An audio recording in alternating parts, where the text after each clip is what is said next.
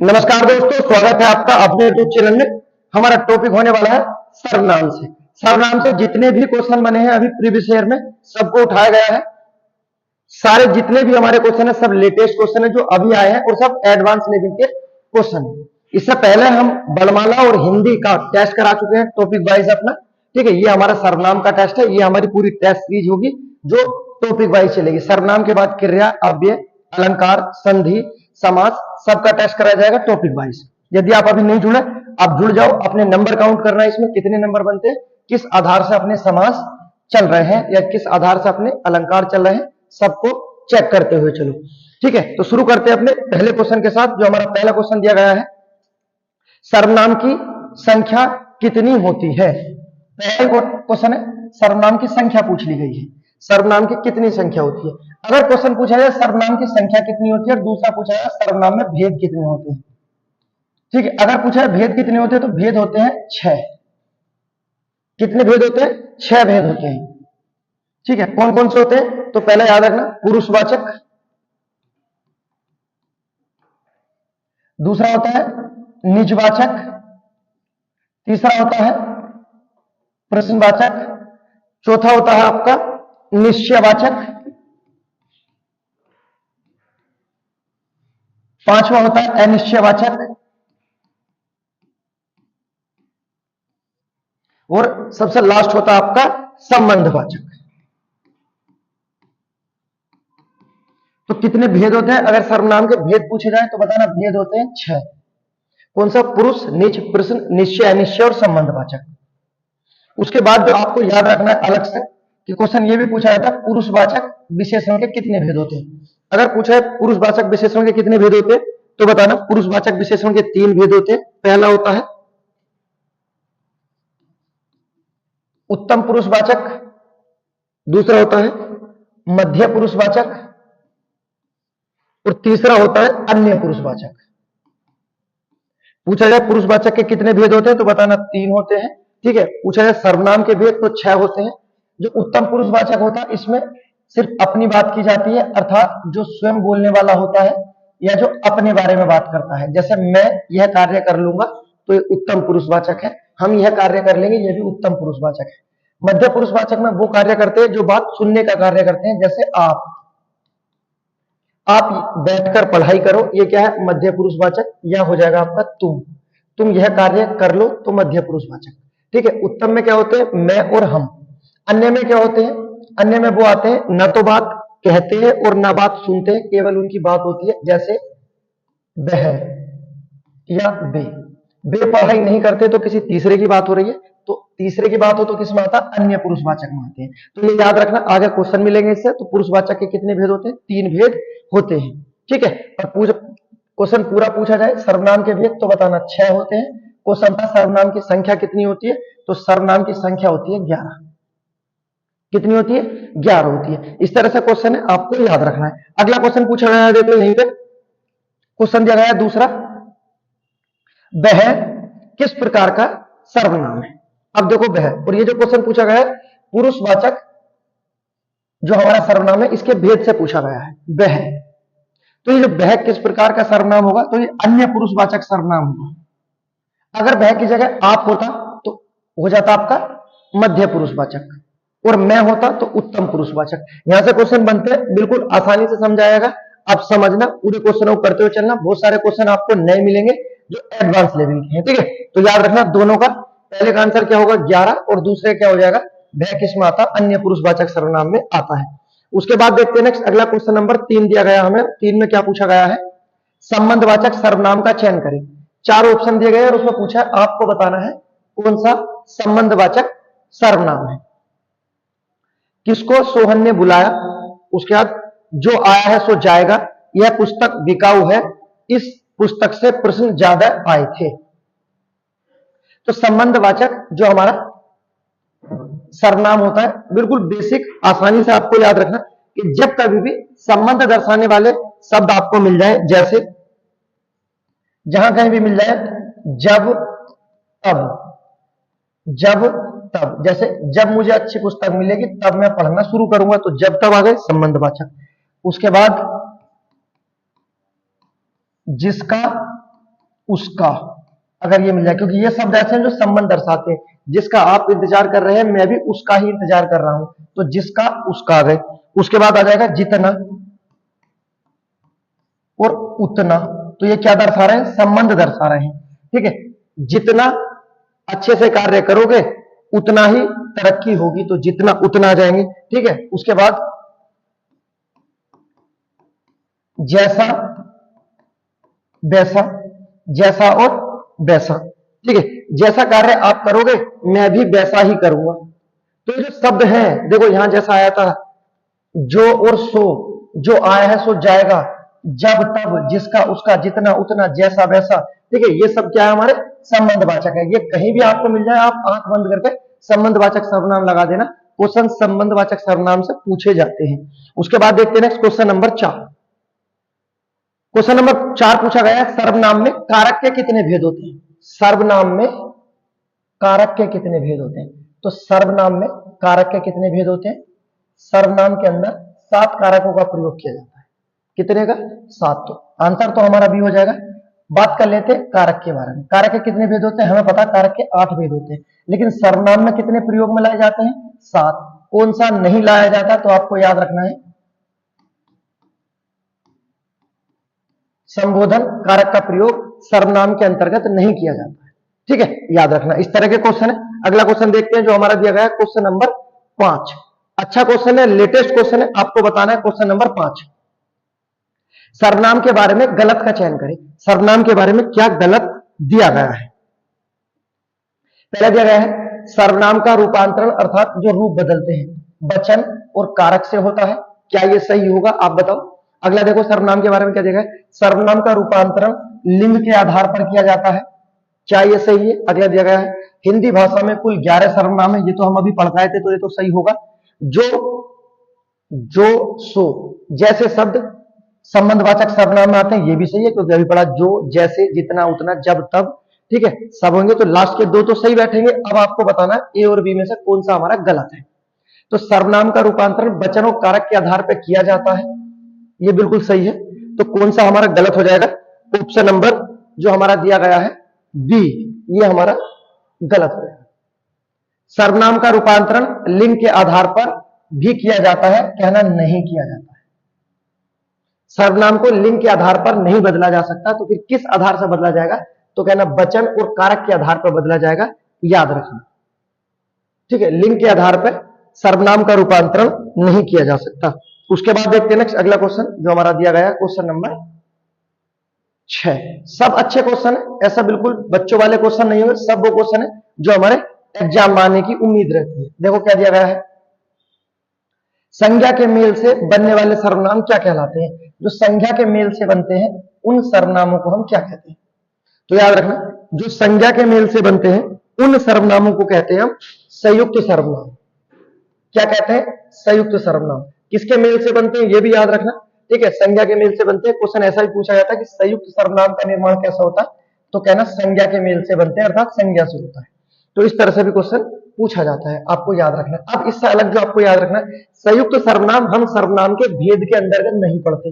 जब हम भेद पढ़ते हैं 6, उसमें संयुक्त सर्वनाम नहीं आता, लेकिन फिर भी हम सर्वनाम पढ़ते हैं संयुक्त सर्वनाम। ठीक है, तो एक व्यक्ति थे, बहुत प्रसिद्ध व्यक्ति है, व्यक्ति का नाम याद रखना। क्या नाम है? डॉक्टर दीमसित नाम है। क्या नाम है? डॉक्टर दीमसित ने संयुक्त सर्वनाम की व्याख्या दी है। तो याद रखना, संयुक्त सर्वनाम से अवगत कराने वाले व्यक्ति का नाम क्या है? तो बताना, डॉक्टर दीमसित है। ठीक है, क्वेश्चन पूछा गया है, लेटेस्ट क्वेश्चन है, आपको भी याद रखना है। अगला क्वेश्चन देखते हैं next, question number 7। Question number 7 क्या दिया गया है? उत्तम पुरुषवाचक सर्वनाम किसके अंतर्गत आता है या किसका भेद है? ठीक है, अभी बात कर चुके हैं हम किसका भेद है। पुरुषवाचक के कितने भेद होते हैं? तो बताना 3 होते हैं। देखो ये क्वेश्चन पूछ लिया गया है, कितने भेद होते हैं? 3। पहला कौन सा होता है? उत्तम, जो क्वेश्चन पूछ लिया गया है। दूसरा क्या होता है? मध्य। और तीसरा क्या होता है? अन्य। ये होते हैं पुरुषवाचक सर्वनाम के भेद। ठीक है, उसके बाद देखते हैं next question number 8। Question number 8 दिया गया है और क्या बोला गया है? वे भ्रष्टाचार के प्रबल विरोधी थे वाक्य में सर्वनाम का कौन सा प्रकार है? वे भ्रष्टाचार के प्रबल विरोधी थे वाक्य में सर्वनाम का भेद बताना है, कौन सा है? क्या ये निश्चय बात है, पुरुषवाचक, संबंधवाचक या निजवाचक? वे भ्रष्टाचार के प्रबल विरोधी थे, तो ये कौन सा होगा? तो बताना सर ये होगा पुरुषवाचक सर्वनाम। और पुरुषवाचक सर्वनाम के भी जो 3 भेद थे हमारे, कौन कौन से? उत्तम पुरुषवाचक, मध्य और अन्य। तो ये अन्य पुरुषवाचक है क्योंकि अन्य पुरुषवाचक में वे आता है और ये पूछा है। वे भ्रष्टाचार के प्रबल विरोधी थे में सर्वनाम होगा तो कहना पुरुषवाचक होगा, और कहता है इसका भी कौन सा भेद होगा? तो बताना अन्य पुरुषवाचक होगा। उसके बाद देखते हैं next question number 9। Question number 9 में क्या दिया गया है?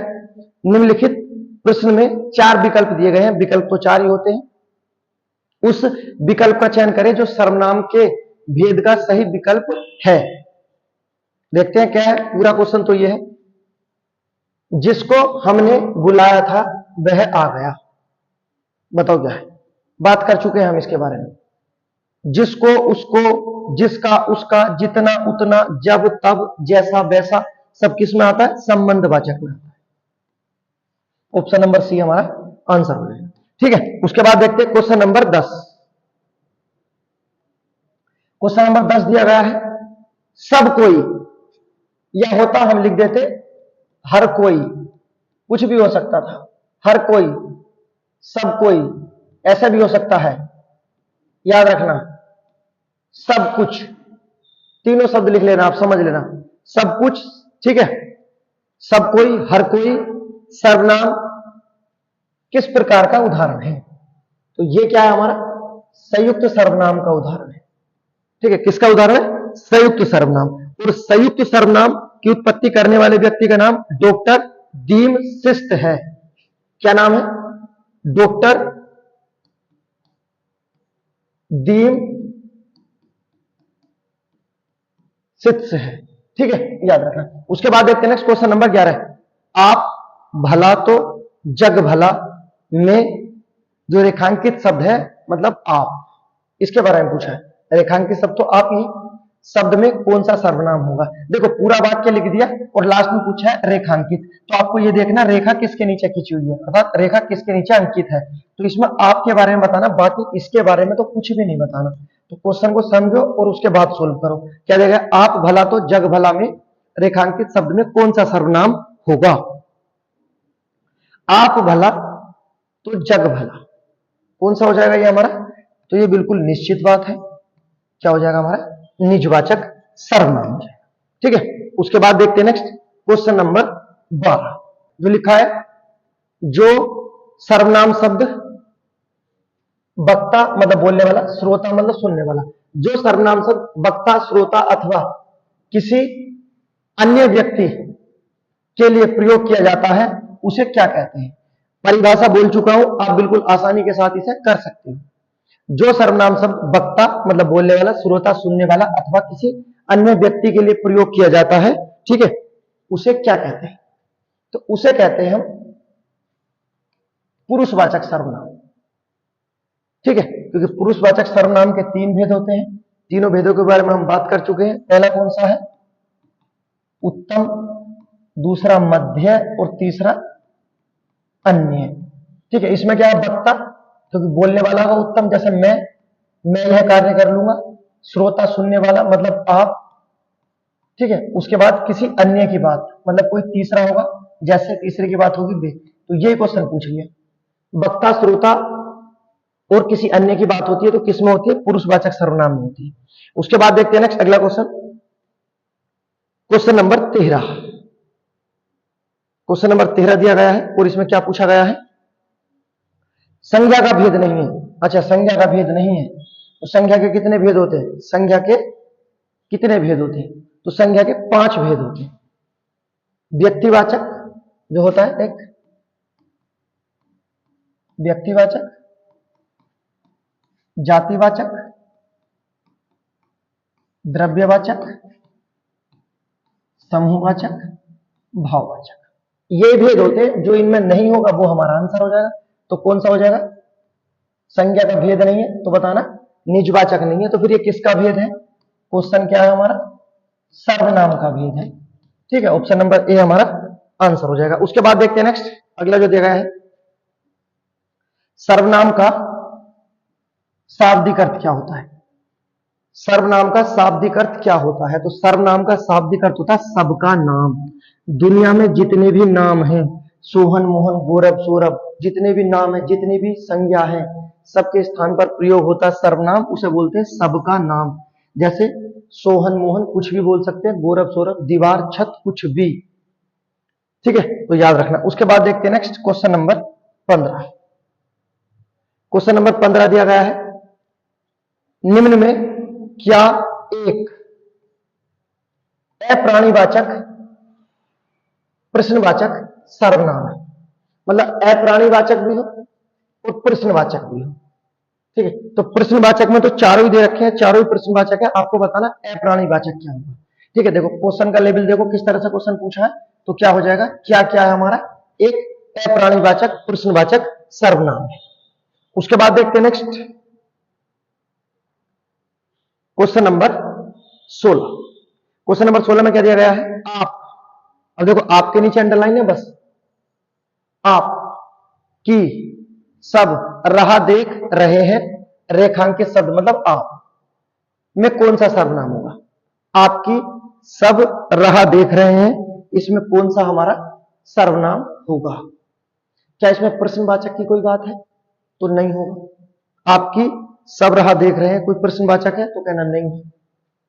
उसके बाद निजवाचक, कहीं निजवाचक की कोई बात है? नहीं है। संबंध बताओ, हो सकता है क्या? आपकी सब राह देख रहे हैं, नहीं है। तो ये बात जो बोली गई है कैसी बोली गई है? बिल्कुल निश्चयवाचक है, ये बात सच है, आपकी सब राह देख रहे हैं। उसके बाद देखते हैं क्वेश्चन नंबर 17। क्वेश्चन नंबर 17 में क्या दिया गया है? अनिश्चयवाचक सर्वनाम का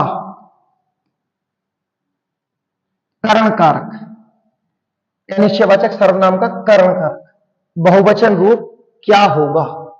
क्वेश्चन को समझो तभी आंसर हो पाएगा। क्या पूछा है?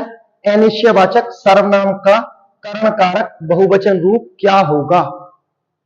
ठीक है, तो करण कारक में जो हमारा कारक चिन्ह आता है, क्या आता है? से आता है। कर्ता ने कर्म को करण से। ठीक, और किसका बोध होता है? एक साधन का बोध होता है। ठीक है, तो से किस में दिया गया है? आप उठा सकते हो, ऑप्शन नंबर ए हमारा आंसर हो जाएगा। सर्वनाम को जोड़ दिया है, सर्वनाम को जोड़ा किसके साथ? कारक के साथ। इसी वजह से मैंने आपसे अभी पीछे बताया था कि कारक में कितने सर्वनाम होते हैं? 7 होते हैं। इसी तरह से क्वेश्चन पूछे जाते हैं।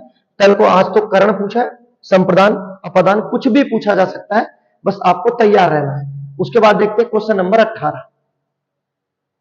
क्वेश्चन नंबर 18 दिया गया है, अच्छा क्वेश्चन दिया गया है। और क्या दिया गया है? कोई आदमी धन की चाह रखता है तो कोई संतान की। उपयुक्त वाक्य के आधार पर नीचे दिए गए कौन से शब्द भेद अशुद्ध होगा? बताओ इसमें क्या अशुद्ध है? ये क्वेश्चन आपको करना है, आपको बताना है, आपको सोचना है, क्योंकि आप जिस लेवल से क्वेश्चन कर रहे हो, अगर आपके कंप्लीट होते चले जाते हैं तो आप सोचो सर्वनाम बहुत हद तक बहुत सही जगह जा चुके हैं। ठीक है, क्या होगा इसमें? कोई आदमी धन की चाह रखता है तो कोई संतान की, क्या है इसमें? अब देखो क्या पूछा है इसमें। प्रथम जो कोई है, तो प्रथम कोई शब्द है सार्वनामिक विशेषण है, तो फिर दूसरा क्या होगा?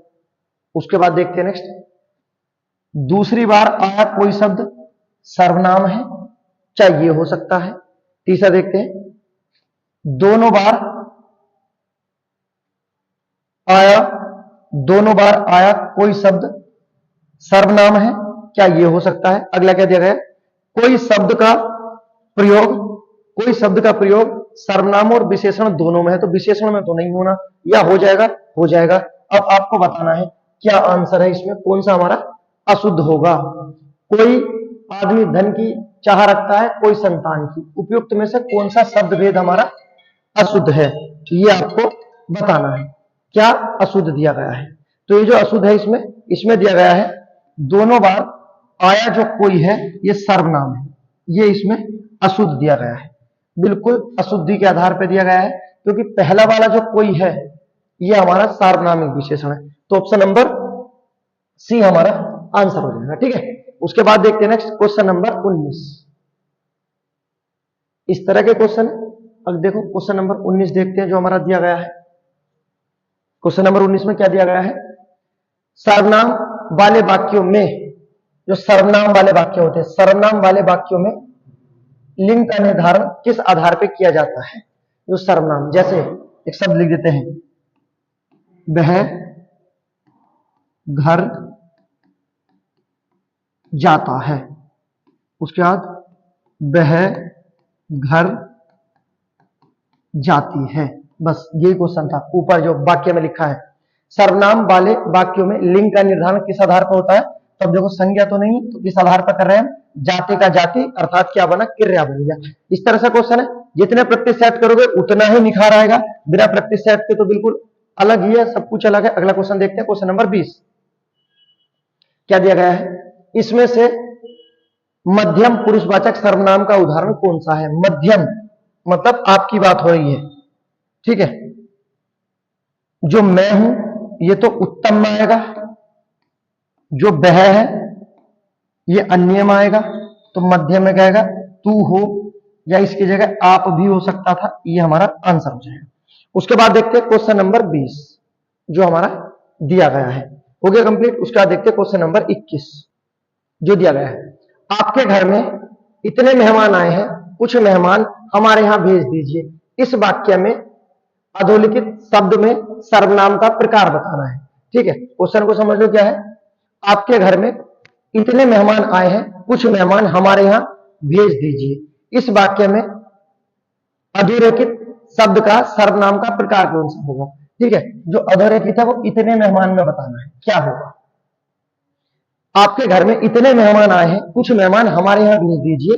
क्या ये बात निश्चित है, कितने मेहमान है नहीं पता कितने हैं, तो क्या हो जाएगा हमारा अनिश्चयवाचक सर्वनाम हो जाएगा। ठीक है, क्वेश्चन नंबर 22 देखो जो हमारा दिया गया है, क्वेश्चन नंबर 22 दिया गया है, निम्नलिखित में से कौन सा अनिश्चयवाचक सर्वनाम नहीं है। अनिश्चयवाचक सर्वनाम नहीं है, देखो कुछ भी अनिश्चयवाचक है, सब कुछ अनिश्चयवाचक है, कुछ ना कुछ अनिश्चयवाचक है, जो और वह शब्द ये बिल्कुल निश्चितता को दर्शाते हैं, तो ऑप्शन नंबर ए हमारा आंसर हो जाएगा। उसके बाद देखते हैं क्वेश्चन नंबर 23। क्वेश्चन नंबर 23 दिया गया है, जैसा करोगे वैसा भरोगे, जैसा करोगे वैसा भरोगे, जितना पढ़ोगे उतनी जल्दी सफल हो जाओगे, जो करना आए थे वही करके चले जाओ। ये सब क्या होंगे हमारे, सब में क्या है, संबंधवाचक है, तो संबंधवाचक तो क्लियर होते चले गए होंगे। उसके बाद देखते हैं क्वेश्चन नंबर 24, देखते हैं क्वेश्चन नंबर 24 जो हमारा दिया गया है, इनमें से सर्वनाम की उपयुक्त परिभाषा कौन सी है। सर्वनाम की परिभाषा पूछ ली गई है, आप बताओ। ठीक है, कि सर्वनाम की परिभाषा क्या होगी, जो दिया गया है हमारा सर्वनाम की परिभाषा बताइए। पहले दिया गया है क्रिया के स्थान पर प्रयुक्त होने वाले, तो होना ही नहीं, विशेषण के स्थान पर प्रयुक्त होने वाले ये भी नहीं होना। उसके बाद क्या है, संज्ञा के स्थान पर प्रयुक्त होने वाले शब्द क्या कहलाते हैं, विशेषण कहलाते हैं, यही हमारी क्या हो जाएगी, परिभाषा हो जाएगी। आगे क्रिया विशेषण के स्थान पर ये भी नहीं होगा, ऑप्शन नंबर सी हमारा आंसर हो जाएगा। ठीक है, इस तरह से क्वेश्चन पूछे जाते हैं। अगला क्वेश्चन देखते हैं, क्वेश्चन नंबर 25। क्वेश्चन नंबर 25 दिया गया है, संयुक्त सर्वनाम, क्या दिया गया है, संयुक्त सर्वनाम जो क्रिया के रूप से बनते हैं। संयुक्त सर्वनाम नामक सर्वनाम की एक पृथक श्रेणी का उल्लेख इनमें से किस विद्वान द्वारा किया गया है, या इनका उल्लेख किस विद्वान ने किया था। कहने का मतलब ये, संयुक्त सर्वनाम की जो खोज की है, जो बताने वाले व्यक्ति हैं कौन है। ठीक है, इनके बारे में बात कर चुके हैं, डॉक्टर दीमसित्स हैं। क्या नाम है, डॉक्टर दीमसित्स थे, जिन्होंने संयुक्त सर्वनाम की परिभाषा दी है, उल्लेख किया है। क्वेश्चन नंबर 26 जो दिया गया है, इसमें से निजवाचक सर्वनाम का प्रयोग किस वाक्य में किया गया है। 4 वाक्य दिए गए हैं, इसमें से आपको निजवाचक सर्वनाम बताना है। ठीक है, ये आपके लिए गिव अवे है। अगर आपको वीडियो पसंद आ रही है तो आप अगली वीडियो देखिए। ठीक है, इससे पहले हम संज्ञा और अपने वर्णमाला कंप्लीट करा चुके हैं। इसके बाद हम अलंकार, क्रिया सबको पढ़ेंगे डिटेल में, पूरी विस्तार पूर्वक। तो आप पहले अपनी हिंदी को व्यवस्थित कीजिए, उसके बाद आप प्रैक्टिस कीजिए। 100% गारंटी होगी कि 100% का रिजल्ट आएगा हिंदी में। हिंदी एक ऐसा सब्जेक्ट है जो 100% नंबर दे सकता है, जितने आएंगे उतने के उतने दे सकता है, अन्य कोई सब्जेक्ट नहीं देता है। वीडियो पसंद आई तो लाइक करें, सब्सक्राइब करें, इसका आंसर अपना कमेंट बॉक्स में देना। उसके बाद मिलते हैं एक और जोरदार वीडियो के साथ, तब तक के लिए गुड बाय।